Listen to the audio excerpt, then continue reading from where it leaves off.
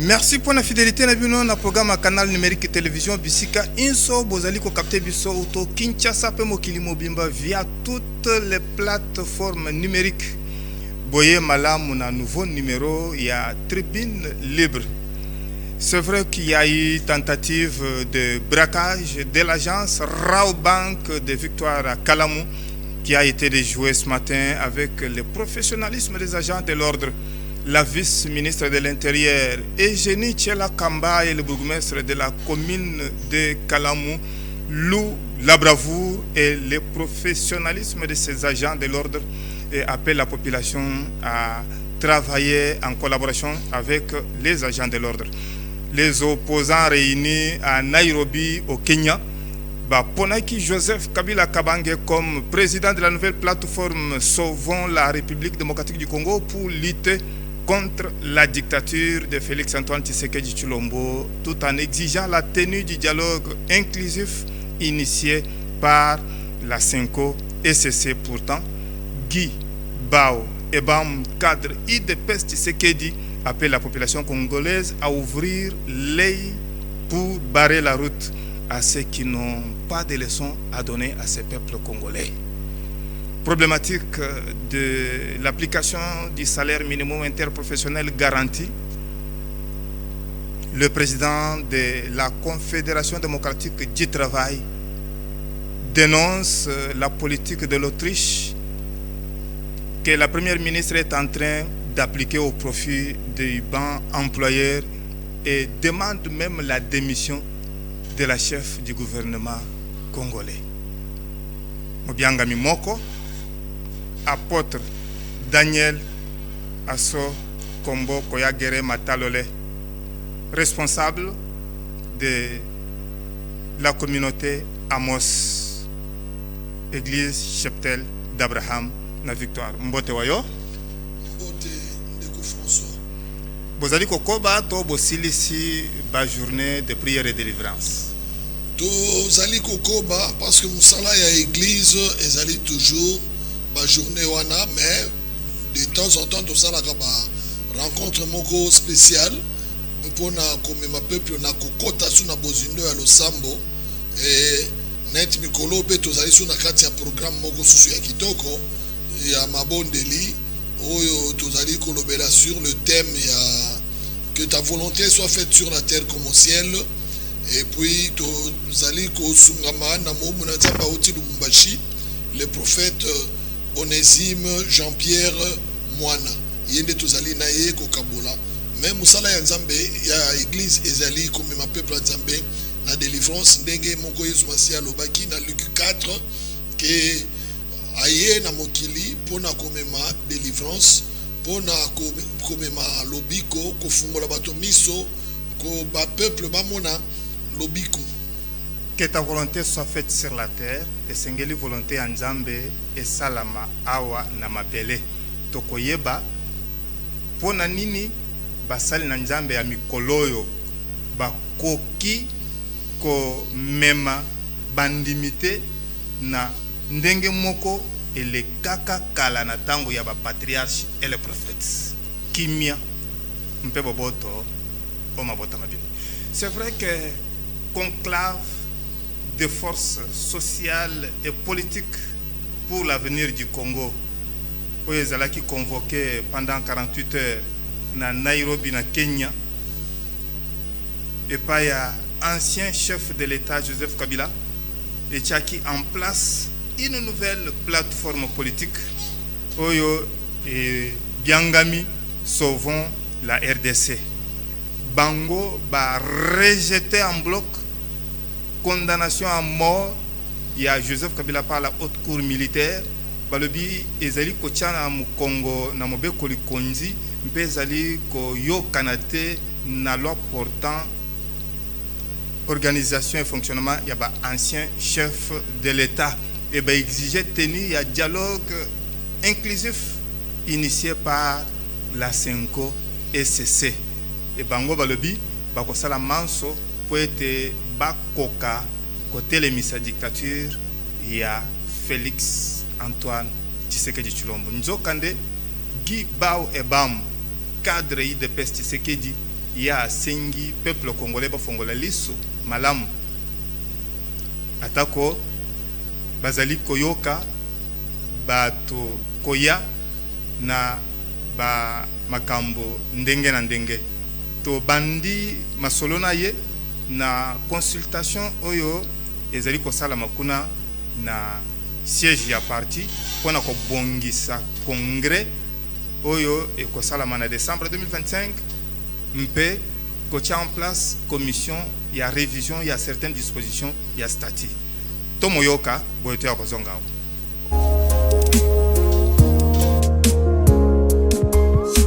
moko ezali ko préparer congrès ya décembre 2025 mususu ya ko retoucher certaines dispositions ya statut nzokande uto bosalaki meeting de l'unité kino lelo bomoko yango ezomona na kaka te ezali nini ezalaki mutambu to nini te ezalaki mutambu te ezalaki d'abord volonté ya bamembre belé ya IDPS nde autorité de référence président de la République aye kopesa mitindo mpona koaccompagner volonté wana ya koretrouver unité nde na processus oyo ebandi il y avait une série des actions à mener na kati ya baaction wana ya la matinée politique na kati ya baaction wana il y a eu plusieurs réunions préparatoires entre autres oyo tozo préparé mise en place ya commission préparatoire à congrès na commission ya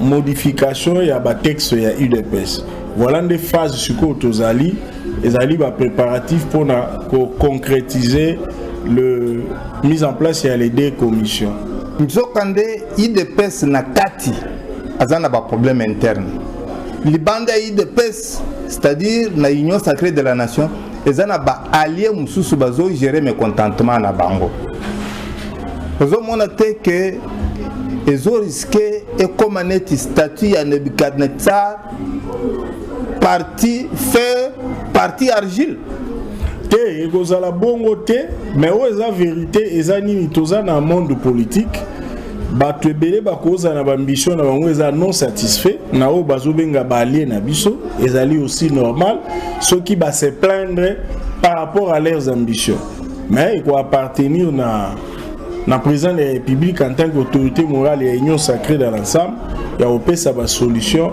na ba différents problèmes ce qui to wangani que problème est ali bato baza non satisfait wana toza kokosa réalité ezali en politique au kutango dans tout le pays du monde c'est difficile de satisfaire l'ambition à battre au même moment. Mais le plus important, c'est base l'ambition en compte, base à la mesure pour résoudre progressivement. Les problèmes existent et existeront toujours, surtout que le monde politique, selon les politologues, le monde parmi les caractéristiques, le monde compétitif. Élément en compétition, ça là. Tout est à la cacate fait avec beaucoup de facilité. Voilà la réalité à la monde politique. Ah, yango compétition nde ezali ko benda bino pour satisfaire ba alliés ba seraka mokabate ko tika toujours kingo ya ba respiraka ba gaz ezo vimba kande ezo mata ozo monate que les ont risqué et réservé surprise. Et surprise exacte du moment où le problème est reconnu et est sur la table et progressivement ils ont trouvé solution. Biso toujours reconnaître que Batunyoso tout satisfait l'ambition avant ôté. Raison pour laquelle bureau et union sacrée Zali, professeur Mbata Zali na niveau à bureau de coordination juste mais pour nous retrouver sa solution dans les différents problèmes au bazoloba y compris bao basala qui chemin na biso mais ebele pe sokotali baza pe satisfait basala qui chemin na biso même si bozo kokotanga te mais ebele tozaki na bango baza qui satisfait otangi autorité de référence mikolo main tendue na ye na masanga ya Gateway Forum et sali mamana ba vu embouteillage na ba plateforme numérique et bele bazo mona comme si bozo la mingi trop d'appels na ngambo ya agresseur mais sur le terrain eloko yité. C'est comme si tozo zela kaka solution ya uta libanda alors que biso moko tozo s'assumer. Qu'en dites-vous? Batunde va comprendre stratégie à président de la République. Forum au Tangi est un forum réservé à chef de l'État. La plupart ou la majorité africaine. Le président de la République a se retrouvé par rapport au auditoire, il s'est dit les discours adaptés aux Alanines. Alors, il a expliqué parce qu'il faut reconnaître que depuis RDC a victime d'agression, depuis 1996, les alliés rares au monde pays africain baya simanabiso. Mingi hypocrisie est régné, ba réserve, ba attitude moko est accompagné. Na mitwa ba tebele ba retenir que RDC monta luka guerre, surtout avec l'ère ya président Félix Tshisekedi to era Laurent Désiré Kabila azalaki na pouvoir. Le président Félix a l'obité pour la bande konanga africain faut na ça la moins rappel historique. Peut-être va tirer attention té. Alors biboy, na eu pouvoir en 2019 na ke comme na tous les 9 voisins pour nous proposer une collaboration et cause un avantage mutuel à peuple na biso. Ndé démarche na eloko libosa lobby. Abi compris le Rwanda na Uganda. Namoni n'a rappelé, mais malheureusement avec le Rwanda, guerre et Kobima, 3 ou 4 ans après. Et là, il a rappelé, a rappelé que guerre Moutazo Lukango Zali Kagame, contrairement à la campagne à Sala Kanaba chef de l'État, il y a un problème, RDC Moutazo Luka guerre. Alors, guerre, ce qui est à Bengi Karabatuna M23, guerre Sili. À rendre responsable les alliés ko bonde la tes alliés ko fuka mate. Tu peux pas me rendre responsable ya guerre na ko boma batu après bo lobozo bonde la nga. Alors bokomona na réaction babeteli président Félix ce qui ma mémoire est bonne maboko deux fois na ba collègue. C'est pour dire ba sepeli na discours. Bato ba sepeli na discours te zali banguna. Babia a occasion de tirer sur le président Félix pour mona ba Congolais conscience des anacé bazama kasa ko tirer président Félix mais Kagame azobo batu bazama makasa ko tirer été. Alors tu éviter ce qui ba Congolais ba ko kufa bazaba ndeko na bango to bandeko na bango te. Potoko kamwa devant Paul Kagame bazana un profond respect alors qu'abomi 10 millions de Congolais. Mais ce qui est commis devant Félix Tshisekedi, frère Nabango, président de la République, aucun respect. C'est que Bazo reconnaître Baza, côté Kuna. Voilà les drames. Donc, Koufuka Melamongo est à la quitter. Et l'autre Moko est à la quitter, c'est qui expliquer sur le plan diplomatique, discours est là qui n'a contexte, il y a un président africain. Et le biomoko discours est là qui diplomatique. Mais Bitumbango est communauté Mafout enjoy. Bazo utiliser na banamboka na ba branché ba voisin. Ozo mona te que esengeli ko développer stratégie mususu pona kolongo Bitumbango. Stratégie oyo to mener eza combinaison. Ya ba aspect belé, ya aspect militaire. Oh tozaki na difficulté parce que pendant près de 30 ans de guerre, ennemi a qu'il est nécessaire à infiltrer l'armée Nabiso à travers l'opération à brassage et mixage. Et chaque commandement Nabiso a difficulté à gagner une guerre.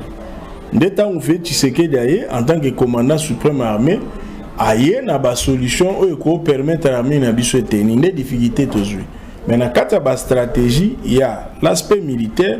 Au président Félix a déjà sur le terrain, a améliorer les conditions de vie à la militaire, à sali loi programmation militaire, au moins la vision, il faut au moins plus d'1 milliard, à sali recrutement à Babilenge, nous sommes les alliés pour quoi qu'à la diplomatie, il fallait l'aspect et à l'aspect militaire, et à l'aspect diplomatique, et à l'aspect communautaire et social, nous sommes pris en compte pour arriver dans aussi sa guerre. Bato mususu balobi esengeli ko unir classe politique autour ya idéal ya kimia mpe sécurité mais ko banga moko e community dialogue inclusif en risqué est comme un monocolore. Est-ce qu'il faut résoudre réellement le problème? Le président de la République a pour le dialogue parce que d'abord c'est un homme de la paix. Batnon sur mon parcours nae banda opposition ti accéder na pouvoir aza mutu akimia. Mais nae attendu na ba congolais mais ba congolais oyo bazoya na agenda ya ba payate. Nuance evandi ne sika wana. Soki yo congolais yo lobi ngai na problème na lingaka na ngai régime ya Félix Tshisekedi te comme président de la République. Il a liberté na yo. Ngai na lingaka na ngai ndenge IDPS de nyo sacré zalaka te. Il a liberté na yo. Mais soki yo zui agenda ya ba paya. Oya balkanisation comme ko tambola na comme cahier de charge na dialogue. Dialogue wana tina na ngo ezata. Poko tambola na agenda ya bapaya. Yo zanga na problème na yo mixage, brassage pour armées à l'infiltrer, armée on est bundate tika la faible, yo la qui sacrifie tu sais que de coca quitté. Pour yango salami les 18 dernières années. Brassage, mixage. Et même scénario. Dans 96 c'est combat fidèle, à même bapaya.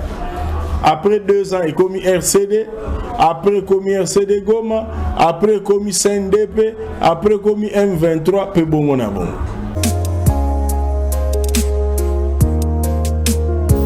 Voilà.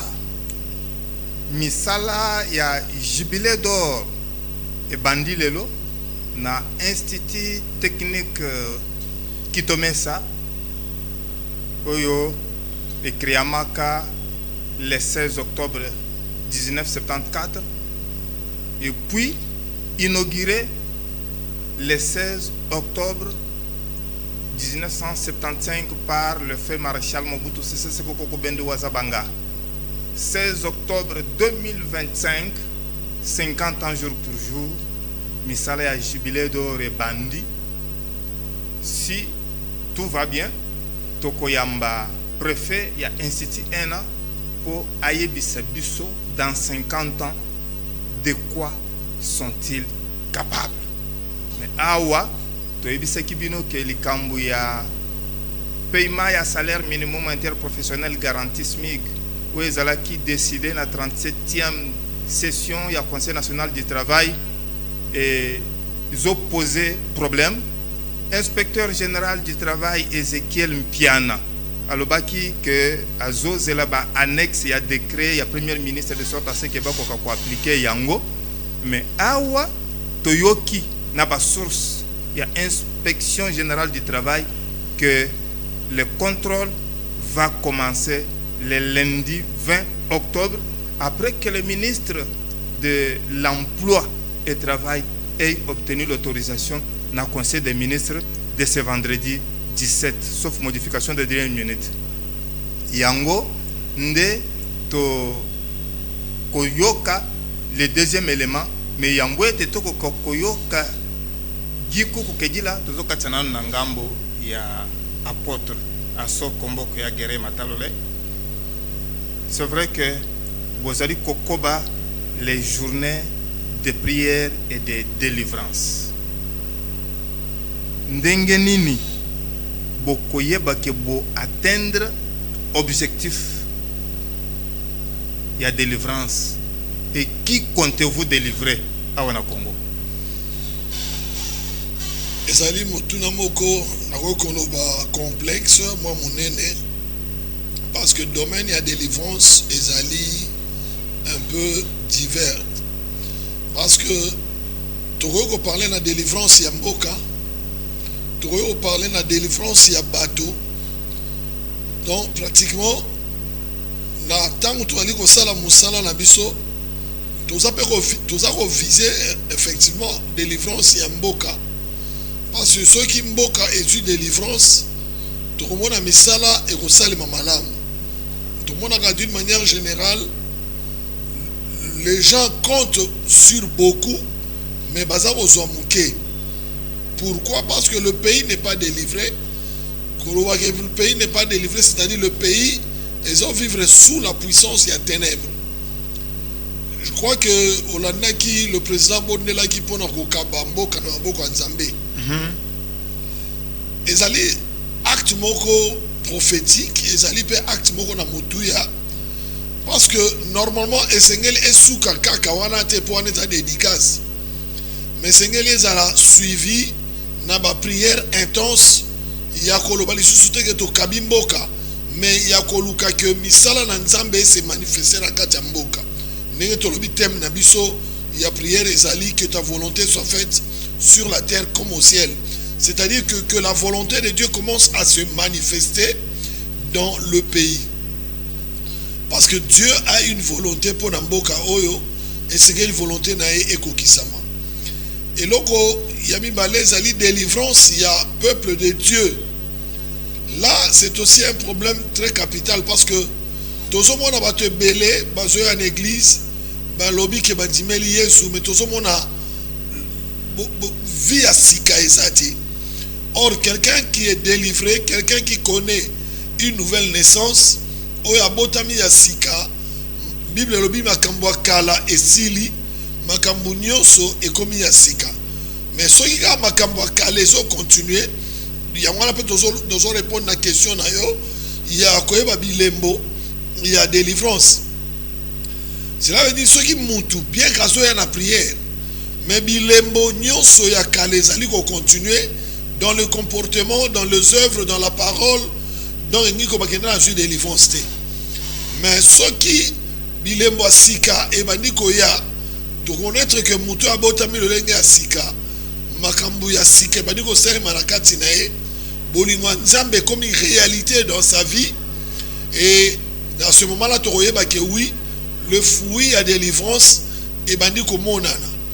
Par contre ceux qui malgré que pas prier pour naïe, mais ba fruit ya bolingo ezate, ba fruit ya nzambe ezate, la haine eza toujours na kati naïe, le vol eza na kati naïe, la cupidité, tuerie, makambo mabe, impudicité, nyoso wana, so ezali ko demeurer. Cela veut dire que même si la personne est pasteur, même s'il est responsable dans l'église, même s'il est ancien diacre, cela veut dire qu'il n'est pas délivré. Donc pour que toi ça la délivrer, il faut ton monde à misala ya nzambe ko se manifester na kati na ye. Apôtre Daniel Asokombo koya gere matalole. C'est vrai que Nathan Wakala, le patriarche et le prophète avaient certaines manifestations ou bien certains signes où il bandé ko sala que bat bandima ke bazaba tinda minanja. Tango elobama kana ai na mboka ai keno moi etelemaka tango Eli alobaka likambi ya sécheresse et salamaka. Mais pourquoi lelo basali na nzambe a lelo bokomi beaucoup plus na ba manifestation spectaculaire, mais oyo ezali kolakisa bo nzambe ezali komona na te. Oui, merci beaucoup. Et donc, à l'Iboson, on a la manifestation spectaculaire mingi, et ça au salema parce que ils allaient pour ça y a peuple.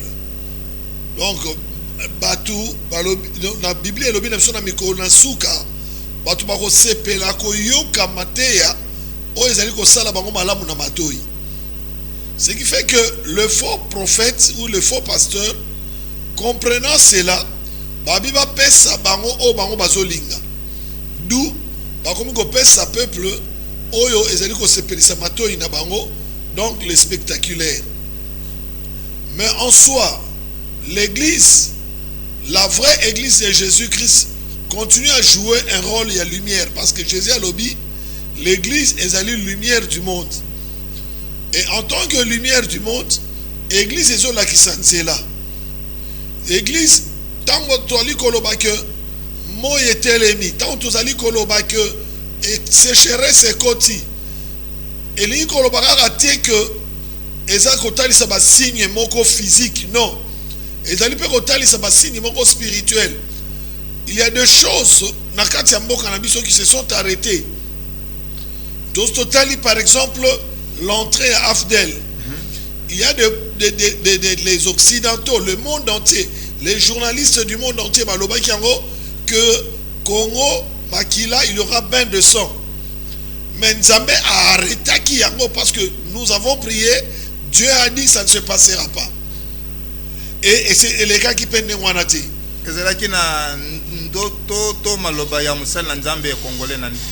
Non, non, dans l'église, dans un individu, mais dans l'église, parce que Basalio, Baleki, Tolobi, Eli, Tolobi, Élysée, ce sont des gens qui représentent l'église. Donc, ils ont représenté Moutumo côté. Alors, l'église a fait un travail. Moussala, Oyo, église, c'est ça, parce que l'église, c'est un corps. Église, les alliés Moko, les amis Balete, ils appellent à Moutou une seule tête, c'est Jésus. Alors, ce qui Moutou Abimi a dit que Ngaïde Nazali, qui représente l'église, Aza Suyanzambete. Donc, Bisson Nyonso, tous les membres de l'église, Oyo Moutou Nangoza Jésus. Alors, c'est le travail que l'église avait fait. L'église Nyonso, tout va contacter na Bozuna le Sambo. Pour la repérer bain de sang dans Kata Kinshasa et puis bain de sang et ça les m'a quitté. Soyez aussi sous Covid. Covid, je crois que avec tout ce que l'homme blanc avait dit, l'homme blanc était confondu. Il y a comme on a n'engeni to matarabus, n'engeni to zalaki ko tutana, n'engeni to zalaki ko tambola, mais Covid est content qui a waté, n'engeni bako bakanisaki. Au contraire, par la bango de l'ouest qui mingi, tout simplement n'engeni ko laksaki, to arrêter qui mouille. Apôtre Daniel Asokombo Koya Gere Matalole, Élie, Élisée, Daniel et autres qui avaient marché avec l'Éternel, Basala qui pona bonheur, il y a peuple ou il y a bandé qui kobanga Nzambe. Est-ce que dans Moya Lelo on ne peut pas avoir encore les Élie du Congo? Oui, merci beaucoup encore une fois. Élie à Congo Bazali déjà. Daniel et Congo Bazali déjà, on va travailler pour le bien du pays. Mais c'est que Israël est une nation oyo Nzambe nazalaki roi. Ezalaki neti lelote biso tozali pays moko laïque. Bango bazalaki mboka oyo ezali kotambusa na mibeko ya Nzambe. Ce qui fait que la décision nyonso on Nzambe azali kozwa et bana on le kana basali na ye peut directement et comme répercuter na mboka. Mais lelo tozana un pays laïque oyo mutu nyonso azana pouvoir à koloba. Ce qui fait que église ekoki koloba likambo moko songolo, par contre mutu mususu aye aboyi yango. Et c'est ce qui se passe lelo na kati na biso. Gloire à Dieu parce que ata mutu na koboya lelo lobi ekokokisama. Est-ce que oyo akoki koboya lelo akozala na bokasi koleka ya Akab, akozala na bokasi koleka ya Pharaon oyo Nzamba se manifestaka? Pourquoi les Élie du Congo ne peuvent pas dire que banguna ya Congo nyoso likambo songolo esalemela bango de sorte à ce que Congo est longue et puis likambo bango esalame? Oui, n'a pas besoin de Nzambe. N'a pas comprendre une chose. Au moins, la Bible est allée condensée. Likambo seulement en 30 ans, mais balobi yango autant yango en un jour. Et ce qui fait que batu musuka ko kanisa ke likambo ne salema ezalaki du tic au tac. Non, ezwa kiton. Ce tolobi par exemple le temps il y a sécheresse oyo Elia Bondela qui c'était 3 ans et 6 mois. Mais 42 mois. Voilà. Mais ce temps qui n'a qu'à la Bible, c'est comme si c'était un jour. C'est comme si c'était une semaine. Or, c'était plusieurs mois. Alors, les lopesa la maloba, oyo batu bazoloba, oyo ça n'a pas effet. Nakati mboko, c'est pour la route koloba na yo. Que ceux qui nzambete, Congo oyo ndese panzana. Ceux qui nzambete ne Congo, même les occidentaux, les autres oyo, ils ne comprennent pas. Parce que les autres sont des députés belges, des députés, il y a l'Union européenne, Bazaroloba, pour le Congo. Mais ce sont les mêmes députés, Sangana, qui contre le Congo. Ce sont les mêmes personnes. Les autres sont aux États-Unis, ils allaient pour le Congo. Mais lobby, c'était le même pays, qui contre le Congo. Donc, on ne pouvait pas parler. Mais grâce à la force de la prière, tozomona makambo yango ndenge ezochanger. Donc bato bakoya peut-être après 5 ans 10 ans bakolobake oui il s'est passé au Congo quelque chose, on voulait détruire le Congo, on voulait faire ceci, mais grâce à la prière makambo wana esalemité yango nde tozovivre na kati ya mboka na biso par la grâce ou la force de prière de vrais pasteurs, de vrais membres de l'église, parce que les faux sont de plus en plus nombreux et ils font la honte de l'église. Saoul Nanzela, oui, avec Mikandi à souverain sacrificateur, de sorte à ce qu'il y a que la persécution, mais à Kutanaka na lumière, à Bongwamaka, à travers l'embomoko, parce que il y a comme aveugle à Kende à mon qu'ils intervention Uta et pas Yahweh. Pourquoi les élites du Congo ne peuvent pas nécessairement faire quelque chose na Combo ya Oyo Chanjakate hier, aujourd'hui et éternellement pour Congo et Longa, Banguna ya Congo, bako nécessairement ko zoata moi petit changement châtiment ya mbongwana. Je vous dis que châtiment est déjà le paix de la colère de Dieu et ça déjà lui colonna bango. Ba o nyo so basa ennemi à Congo. Ils font des projets et zoko kisamate. Ils disent des choses et zoko kisamate. Les lois belé basa dépouillé. Les lois mingi basali sous la vie. Ils ont fait des déclarations. Baloba qui maloba. Mais les lois sont baso frappé. Le problème là monsieur Sengelito comprendre que le Congo c'est un grand pays. Oyo tant nzamba zo frappé batu mususu bazali na nous comprendre en côté. C'est pourquoi dans lobby Congo na biso tozala temps ya nzambe. Tant on vivre c'est le temps de Dieu. Tout celui qui fait des choses en dehors de la volonté de Dieu sera frappé. Merci. Ce qui est allé bongo. Oui. Ba on nyoso ba yisa ki Moïse que esengela ki kutu otika biso kuna po soki to kufela ki kuna bisika ko kunda biso ezalaki que to ya ko kufela awo bisika ko kunda biso ezangi.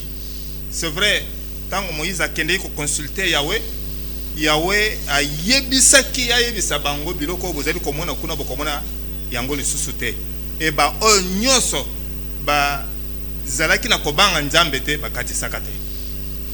Est-ce que vous allez payer kolobato kondima que banguna ya Congo atteint la transition to kendala bangote?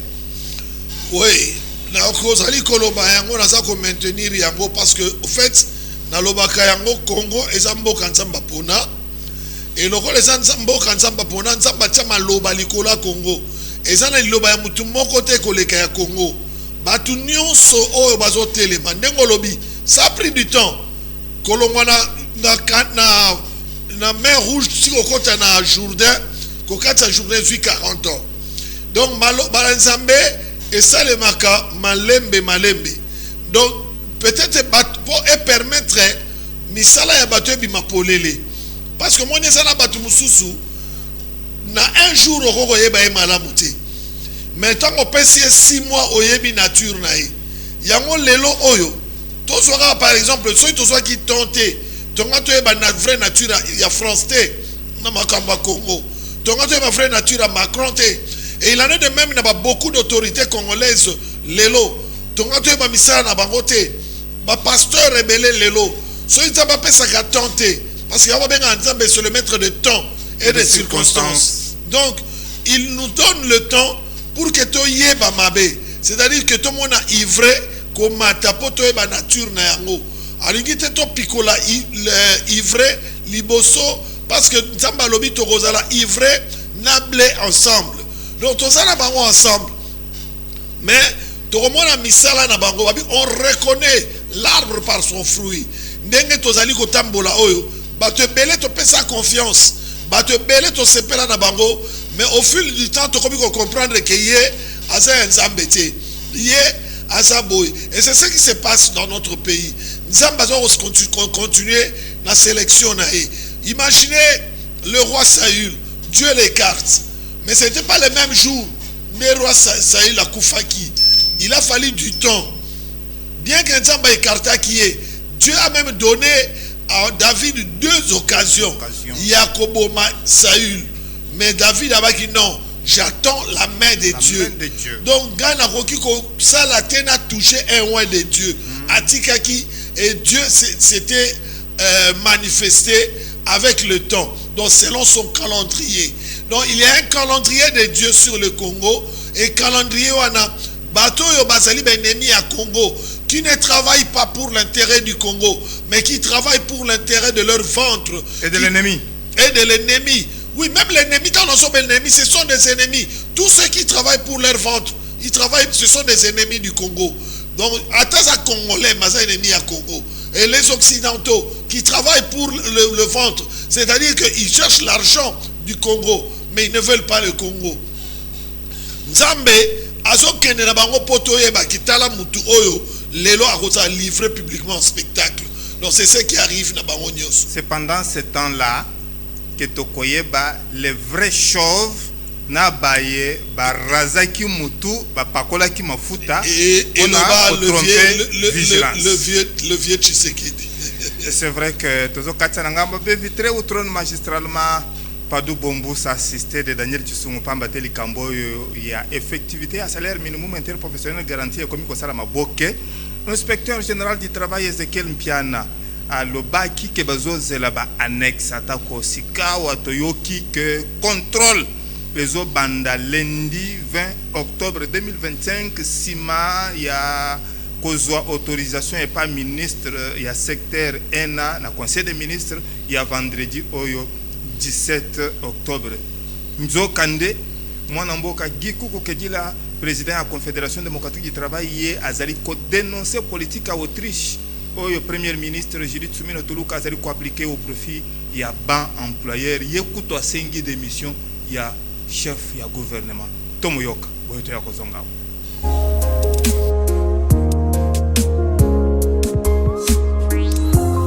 Guy Kedila, vous êtes président de la Confédération démocratique du travail. Vous avez pris part à la 37e session du Conseil national du travail.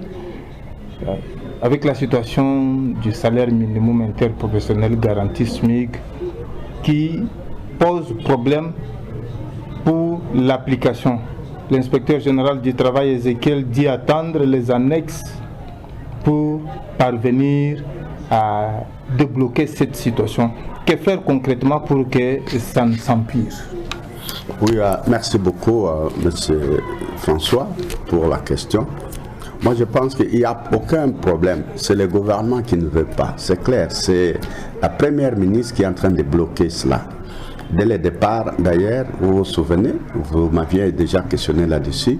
Au mois de janvier, le ministre Akwakwa avait signé un arrêté pour que les SMIC s'appliquent. Après les travaux de la commission tripartite qui ont eu lieu, des employeurs, les travailleurs et les banques syndicales et les gouvernements et les employeurs.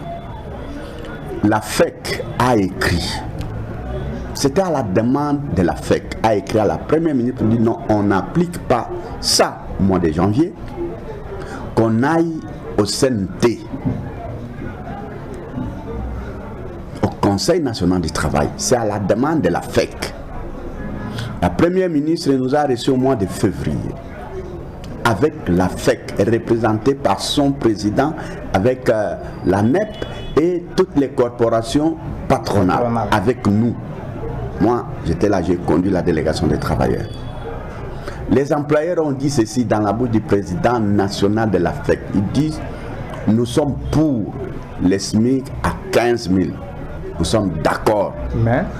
Mais comme l'arrêté a été pris sans le Conseil national du travail, nous ne sommes pas d'accord. Il faut qu'on formalise, que ça suive la procédure normale, qu'on aille au Conseil national du travail. Nous sommes au mois de février. La première ministre a dit, ok, dans les 2 semaines, on convoque le Conseil national du travail. En tant que premier ministre, il fera tout, donnera instruction pour que cela soit fait. Nous sommes au mois de février Le CNT s'est tenu au mois de juillet. Avec tant de difficultés, il y a eu beaucoup de bavettes. Nous avons taillé beaucoup de bavettes, nous avons fait beaucoup de... Donc il y a eu trop de pression, trop de choses. Difficilement. La première ministre qui avait promis de le faire dans les 2 semaines ne l'a pas fait. Ça s'est fait 5 mois plus tard. Nous entrons malgré cela, on arrive là-bas. C'est la FEC qui a dit qu'il est d'accord avant même le CNT. On arrive, la première ministre publie. La FEC dit non. On n'applique pas, il faut des annexes. Mais c'était un prétexte. Mais ces annexes, aujourd'hui, ils appliquent avec quel annexe? Aujourd'hui, ils payent les travailleurs. Est-ce que les travailleurs ne sont pas payés dans les entreprises, monsieur François? C'est payé. Et on les paye avec quel annexe? On doit être sérieux dans un pays. Les gouvernements aussi doivent être sérieux quand même. Et pourquoi seulement la FEC? Vous pouvez comprendre que dans toutes les entreprises, il y a des entreprises qui appliquent. Et d'autres qui n'appliquent pas. Non, même les entreprises de la FEC, certaines appliquent, d'autres même ont commencé à appliquer. La FEC a expressément demandé de ne pas appliquer un décret. Et un premier ministre qui a signé un décret, la première ministre qui a signé un décret, voit son décret torpillé, elle fléchit, elle se met à négocier tout le temps. Je n'ai pas vu un pouvoir qui chancelle comme ça. Je n'en ai pas vu. Messieurs les journalistes, je n'en ai pas vu. Je suis désolé. Je l'ai dit clairement à la première ministre. Si elle ne sait pas défendre les Congolais, qu'il dépose, qu'elle démissionne. Ce n'est pas normal qu'un décret d'un premier ministre, après avoir entendu, soumis au parti, agréé par les partis, les PV du Conseil national faisant foi. Je dis bien les PV du Conseil national faisant foi, et la FEC revient au galop. Et vous savez qu'est-ce que la FEC donne d'autres conditions?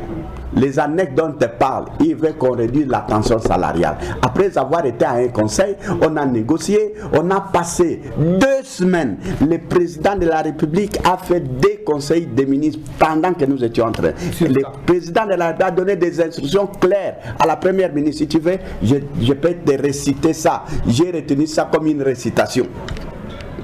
Il a dit le SMIC de cette fois doit permettre aux travailleurs de régler les débouts du mois et que le gouvernement doit s'atteler à se faire.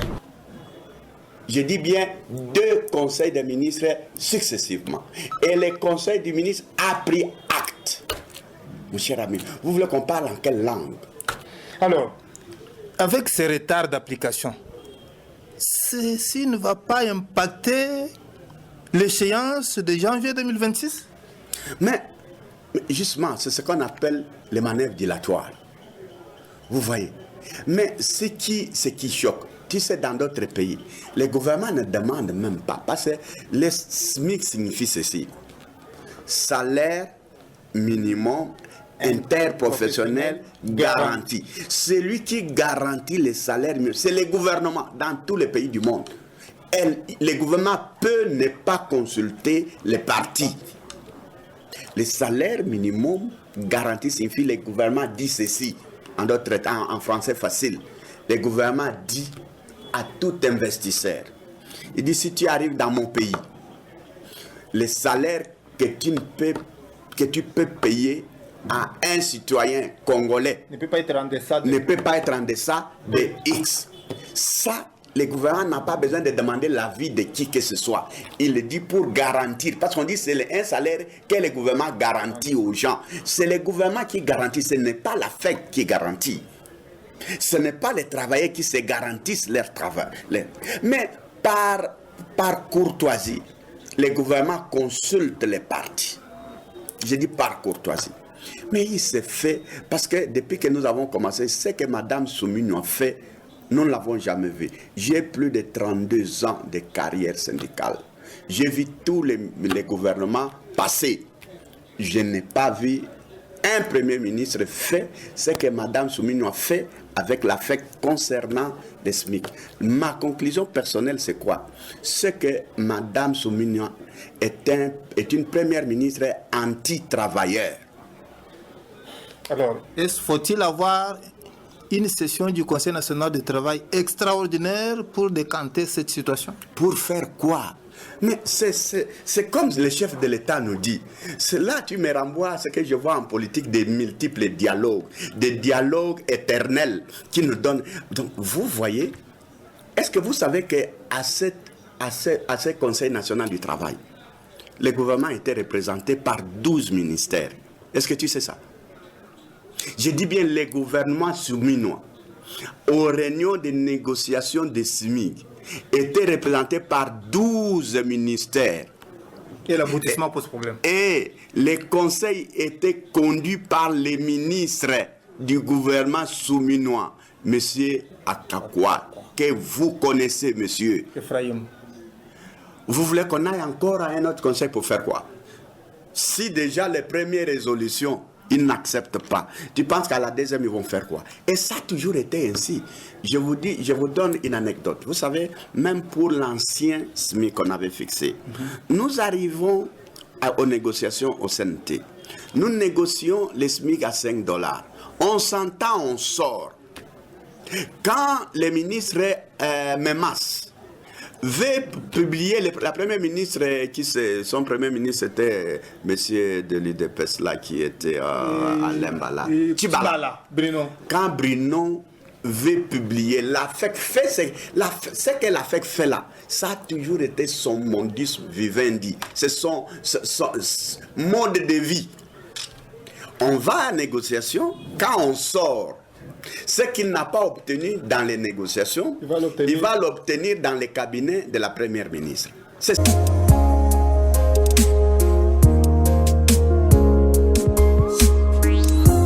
Apôtre Daniel Asokombo Koya Guéré Matalolé. C'est vrai que l'on est en train de voir les hommes de Dieu.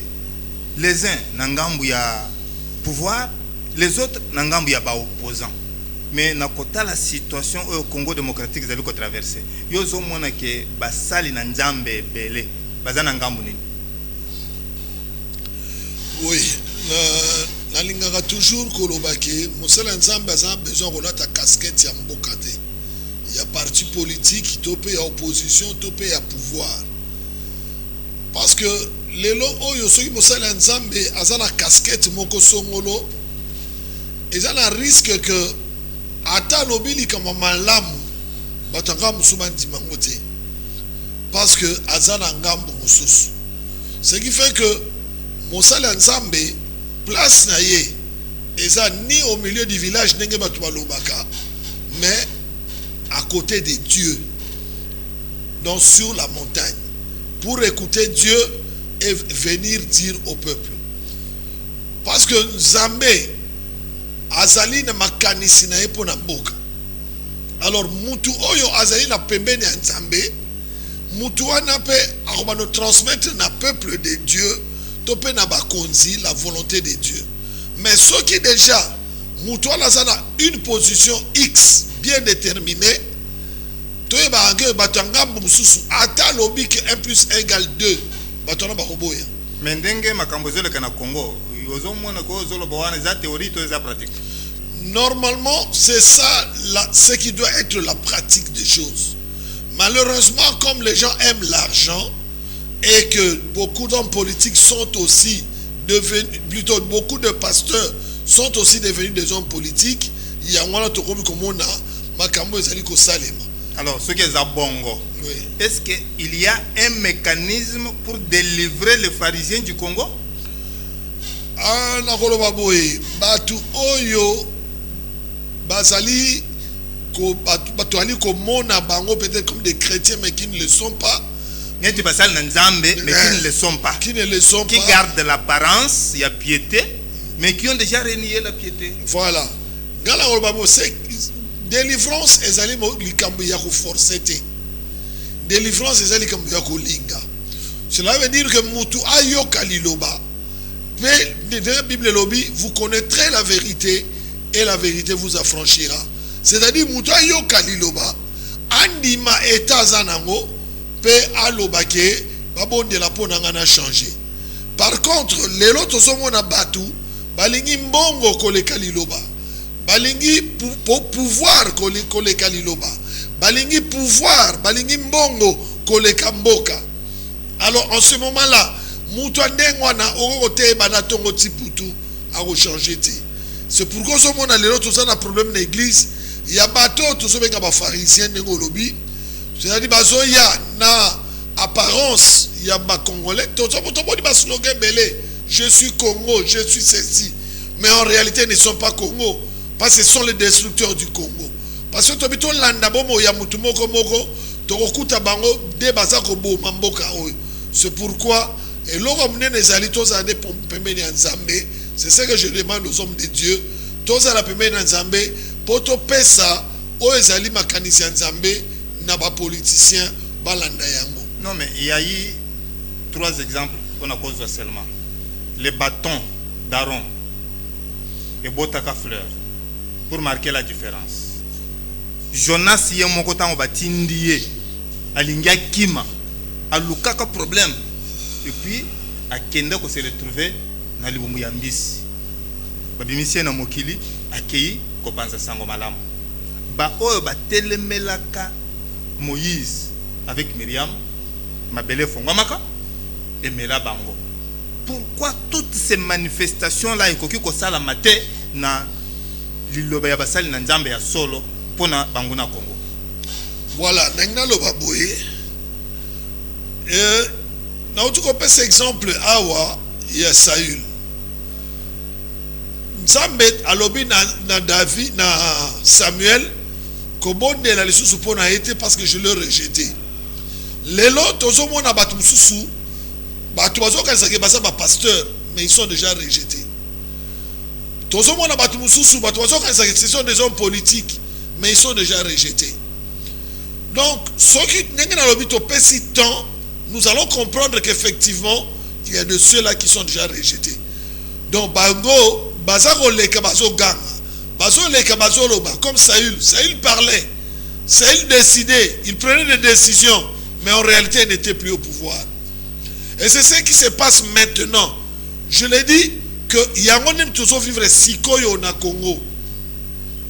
D'ici quelques années tu vas comprendre que Bato Belé Nzamba écarté bango. D'ici quelques années, tu vas comprendre que homme politique, homme de Dieu, homme de Dieu, entre guillemets, bazali déjà suscité na place. Tangonde et si les autres élèves que faire pour assainir ce monde? Je demande d'abord na basala Nzambe balinga Nzambe koleka mbongo. Balinga Nzambe koleka politique. Balinga Nzambe koleka nyonso.